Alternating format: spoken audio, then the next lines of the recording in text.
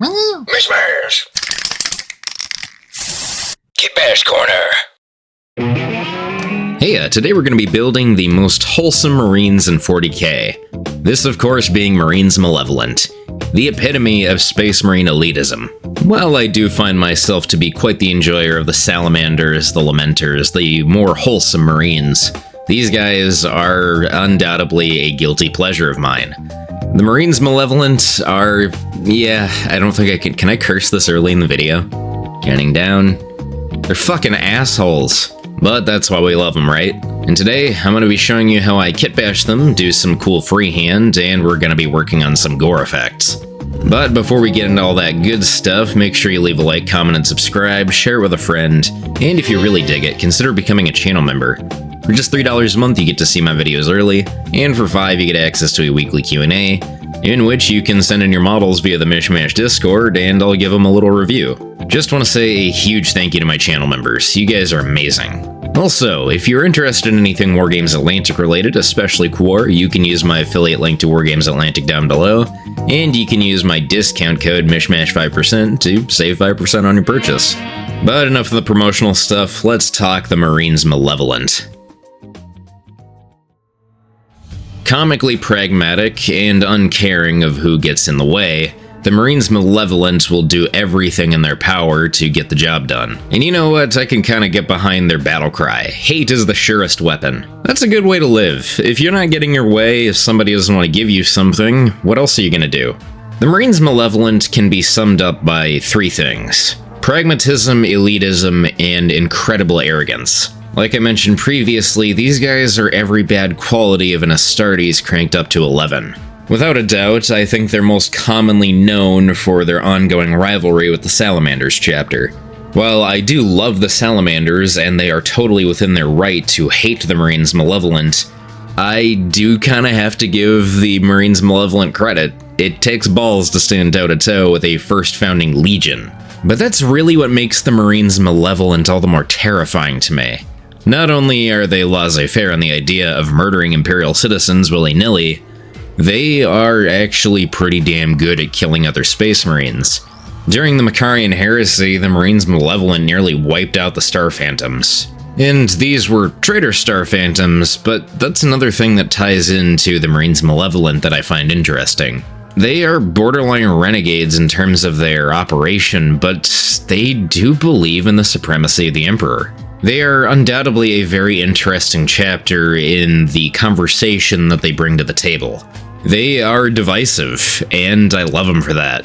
And they also make me appreciate the other chapters that I love a lot, like the Lamenters and the Salamanders. Gotta have a great heel to have a great babyface. But I think I've yapped about the Marines Malevolent for long enough. I think it's about time we get to kitbashing them. Well, unlike for most chapters, in this episode I decided to do two figures. It would have been funny to do Salamanders or Lamenters alongside of them, but they're gonna be in the Badab War video. Well, maybe it'll be one big video, maybe it'll be an ongoing series and then a big finale at the end, but regardless, for the first Marine, I'm using an M6 Corvus Marine. A lot of you guys have not been super keen on me using Primaris as of late and making them look like Firstborn, which I understand, so let's use some of these Corvus Marines. To invoke kind of a pseudo-renegade ragtag look, I'm using this old Chaos holster. I'm shaving down the Chaos iconography, and not the best screen work, but that gives me all the more time to yap at you. After I shaved off the iconography, I would very easily attach this to his belt. This is actually quite reminiscent of the Renegades kitbash I did a few months back. But once I was happy with the placement of the satchel, I would add on a Mark 7 Firstborn backpack. Usually I like just using the Mark 6 Corvus backpacks, but I wanted to spice this one up a little bit. I also added on this stray arm as I wanted to create a pointing pose, but I felt like it was a little too generic and it was a little too aggressive for what I was going for. So I would end up using one from the Legion Praetor set from the Horus Heresy line. I've already kitbashed the bodies, so the spare arms would work well. And I would angle the tube to connect into the gauntlet. And once that was in place, I would add on the fist, and now I have a very creepy pointing pose. For his other arm, I would use a Firstborn and another Corvus Pauldron. Nothing too fancy, it holds the satchel in place, and I can add on a bolt gun. Before doing so, however, I'd add on a Reaver's grenade pouch to the belt. I know this is reminiscent of a lot of my Kitbashes, I just really like this bit. Well, once that was in place, I would give him his weaponry, this being an old Mark III Phobos pattern bolter. I love this design, and it kinda coincides with most of the art depicting Marines Malevolent. Most of the time they are depicted as Firstborn or as Beakies. But as one final little detail for the model, I would snip off the magazine and I would replace it with a belt-fed magazine from one of the modern Chaos kits. It's a small detail, but I think it really makes the Marine. But now that he's finished, let's move on to his buddy, this being the Terminator. Now the Terminator himself is not too Kitbash, it's more about the accessory we're adding onto him. This is literally just a push fit, but to customize him a little bit, I snipped off the little pegs holding in the arms, and I would angle this gauntlet upwards so he is holding something, and the other arm is just a lowered Stormbolter. I would also add in just a little bit of sprue goo to tidy things up.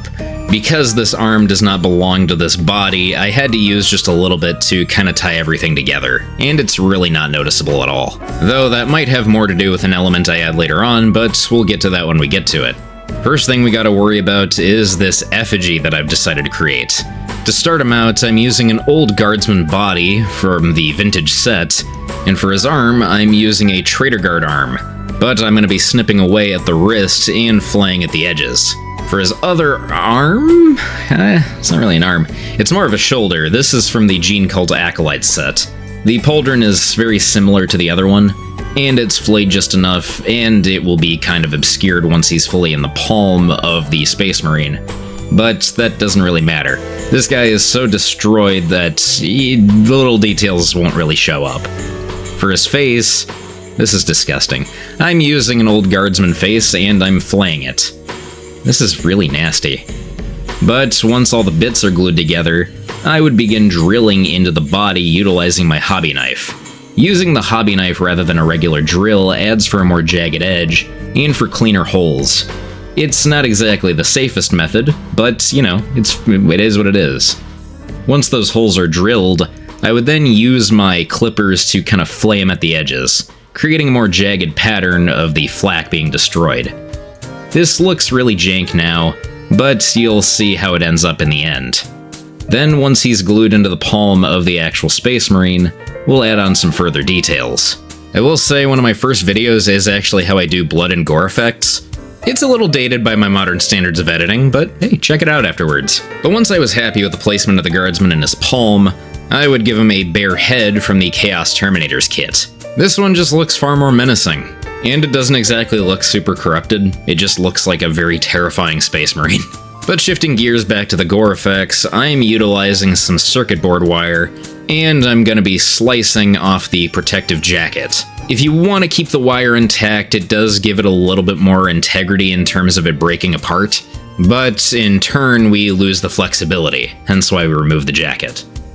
Once we have this protective jacket, however, I'll bend it into shape. I decided to add one little strand as a stray strand, but for the longer section of tube, we'll be creating little divots using my hobby clippers.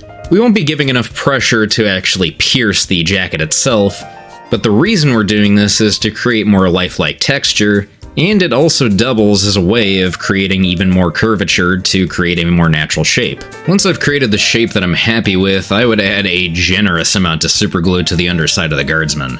This is actually intentional. This will give the actual jacket or the guts to grab onto the body more easily, but it will also give us a little bit more extra texture to work with. I really feel like a psychopath every time I teach how to do gore effects. Something about just casually describing how to make it realistic, and I know for a fact I'm going to be adding in some cutesy music in the editing. I don't know, it just feels weird. But once the intestines are in place, Jesus, I'm going to be adding in some typhus corrosion. And as you can see, the glue isn't fully dried, and that's a good thing. This allows it to mix with the typhus corrosion to create even more interesting effects. Now you could do the Yoo-hoo glue effect, which is also really cool, but I don't know, I think this works out pretty well. But now that we have enough prep done for the actual effects and the models, I think it's about time we get into the painting. Now to capture the yellow of the Marines Malevolent, I would spray over the model using some German Panzer Grey as a priming, and I would spray over that using some Dark Ivory from Procryl. For the yellow, I would use some Iron Jaws mixed with a little bit of Imperial Fist. The yellow of Marines Malevolent kinda differs between being an electric and cooler yellow and a traditional yellow for Space Marines. I kinda wish I went with the cooler side, similar to how I painted the Marauders. You'll also notice that I actually did a recess shading of some Magos purple underneath, and this was just to make the yellow go a little farther. I was kinda okay with how this looked, but I would spray over top the yellow using some warm yellow mixed with warped lightning from Army Painter. This was just to bring things back to a level that I thought was a little bit more fitting of the chapter. But once I had sprayed overhead on both models, I'd begin shading in the recesses using some Army Painter's light tone shade. I'll be a little bit more loosey-goosey towards the bottom areas of the Marine, but for the most part I do want to focus this into the recesses. Now for the bolt gun casings. The Marines Malevolent actually have Iron Warriors-esque hazard stripes for all of their bolt guns, which begs the question, pragmatic, kinda dicks, don't really care about civilian life, Well, there are no official records stating who the Marines Malevolent are a successor of, but my money is on the Ultramarines. Well, being a jackass aside, the hazard stripes are really not that hard to paint on, within reason. The literal easiest way to get away with this is by adding chipping effects over the stripes once you've painted them. If you just add in these chips lightly, you can really get away with not creating completely direct lines. You can always use some masking tape, but I find that this does not leave the best effect. But that's mostly just because the masking tape I typically use isn't that great. But once the hazard stripes are complete, we'll paint over the entirety of the bolt gun using some Imperial Fist. And if you want to strengthen the black later, you can touch it up using some more black of your choice. For this figure, I used Doom Death Black from Two Thin Coats, and I would apply this over the armor as well. And to highlight the armor, I basically just mixed some of the same black and some white. This made for quite a stark contrasting highlight to the armor, and honestly I really liked how it looked, so I left it as is. I didn't really add anything else to the black portions of the armor. Now to highlight the yellow, I would start out using a mixture of Warped Lightning with a touch of Imperial Fist. This mostly to bring the yellow back down to a warmer highlight, but not too bright. We'll be focusing this on the higher raised edges, but we'll also be dibbling this onto other broader portions of the armor, just like we did with the gray. Again, I should say this, yellow is one of my favorite colors to paint, and this is a good example. I know they're scary, but I am an airbrush advocate. It just makes yellow so much easier to paint. But now I think it's about time we get into some cooler methods utilizing some freehand. This being a jagged, nasty mouth. As you probably saw earlier in the video, a lot of Marines Malevolent art depict them as beakies with huge toothy grins. To do this, I'm starting with some black and I'm just sketching out the overall mouth. If you don't want to use pure black right away, that's probably a wise idea. But to give you another little tip, if you want to clean up yellow, the best course of action is to paint over the area you messed up with using some bright ivory. That or a bone color. But for this guy, I'm using dark ivory, as this was the main color we used for the Zenithal Prime. That way I can whittle this down using the same yellows we applied earlier. But once I was happy with the overall grin shape, I'd begin painting in the teeth using some dark ivory and a little bit of skeleton bone. This takes time. The footage you're seeing is sped up twice over, so don't feel like you're going too slow. You're probably going at the right pace. Also, sketching this in and making this look good is kind of a challenge, but I think it works to my advantage that I'm painting these teeth so jagged. I should have done 2 rows, but I don't know, this is creepy as fuck, dude. But once I was happy with how the teeth looked, I'd begin painting in the eyes using some warped yellow, and this is the same color we'll be using for the sharpest highlights of the model. One thing I would suggest for painting the eyes the way that I did is I probably should have painted them in first using a darker color and then adding in the warped yellow. That way, when I add in the Blood Angel's red, it would stand out a little bit more. It does work a little bit well here, but it would work a lot better if the backing color was a little darker, maybe a black. But with that, I think it's about time we should paint in those gore effects. First thing we'll be doing is painting in all the wound areas using some mahogany from Proacryl. This will provide for a good undertone, and we can mix it together with some dark warm flesh from Proacryl as well on the gutsy areas. Okay, this is kind of a gruesome description, but we'll also be applying this in random spattering areas as a way of creating the illusion of flesh peeking through. You'll also want to mix this into some of the undersides. It's a pretty easy way to doing it, and if you want to, you can also create some contrast with this. But up next, I'll be using some blood for the blood god, and I'll be pushing it into the deeper recesses. I'll also be painting it in and slowly dragging it down with my brush to look as if it's dripping. Sporadically, I'll also add in some dried blood from Army Painter. This will create the effect of, well, dried blood. But the key to this is getting a good balance of adding in some fresher blood with some older blood. We'll want to add in the older blood first, and then we'll add in the fresher blood. This will just look far more natural. And I'm not treading any new ground, you've probably seen this before, but I'm going to be using my airbrush and will just be blowing a brush full of blood paint. One side note I will mention, however, is I did varnish the model using some satin varnish, and it does take away a little bit of the glossiness of the blood. So if you want to, do this after you varnish the model, or you can add in some gloss medium over the blood after the model's first varnish is dried. But once I was happy with that, I began sketching the chapter badge, and I'm really not happy with how this turned out. I was really close, I just didn't get the lightning bolt right. But, we can cover this up using some battle damage. For now, you can watch me do it, but it's not that great. I don't know what it is, it's kind of an intricate design, and getting the lightning bolt correctly was my biggest problem. Probably didn't help being sleep deprived while applying it, and I probably should have started with the lightning bolt, but doesn't look terrible. No reason you can't just get some decals. But like I mentioned previously, I'll be stippling on the yellow that we started with to create some sketches and etches in the paint. This will double as creating some cool weathering effects and covering up where I messed up. You know, after all, I think I don't hate it as much once I've created this. It does actually look a lot better. And warped yellow is a fun color to work with, it's strong enough that it can actually cover over the black pretty easily. But once I'm done creating all the scratches, I'll be filling them in or highlighting them using a mixture of mahogany and some black. This will create a lot more color depth on the model. I've said this a billion times, I do this in every single episode, and I don't plan on changing that.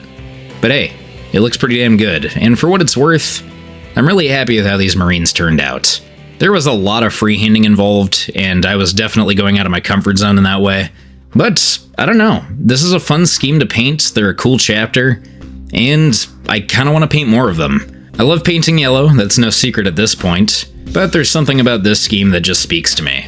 The black inner portion of the armor gives me a chance to break up the yellow a little bit more, and there's a lot of cool freehanding you can do on these guys, and it'll look appropriate. And for the memes, these guys are cool, they're assholes, it's fun to play the bad guys sometimes. But if you liked what you saw, make sure to leave a like, comment, and subscribe, share it with a friend, and make sure to tell me what other chapters you want to see me kitbash and paint. But I've definitely been flapping my beak enough for one video, so remember to mishmash, kitbash, and paint some fantastic miniatures. And you're gonna, I promise. See ya.